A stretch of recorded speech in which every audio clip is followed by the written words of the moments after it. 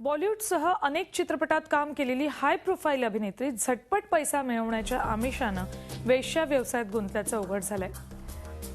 एका आंतरराज्यीय सेक्स रॅकेटचा पर्दाफाश पणजी पोलिसांनी केलाय। पणजीतील एका तारांकित हॉटेलमध्ये बोगस ग्राहकाद्वारे सापळा रचून पोलिसांनी तेलुगू अभिनेत्रीसह दलाल आयेशा सय्यद हिला अटक केली। पोलिसांनी बोगस ग्राहक तयार करून मुंबई स्थित वेश्या व्यवसाय रॅकेटच्या दलालांशी संपर्क साधला। 3 लाख रुपयांचा सौदा झाला होता। त्यातील 50,000 रुपये आगाऊ देण्यात आले होते। तारांकित हॉटेलमध्ये खोल्या आरक्षित करण्याची अटही घालण्यात आली होती।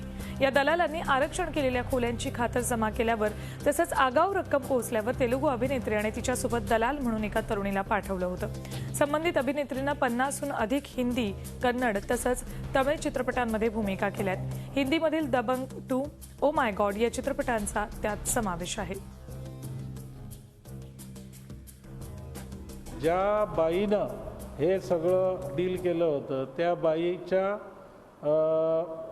आदेशावरनं ती आलेली, म्हणून तिला त्याच्यामध्ये एक्यूज केलेलं आहे। आयशा काहीतरी नाव आहे तिचं। अजून मेन बाई पकडायची आहे।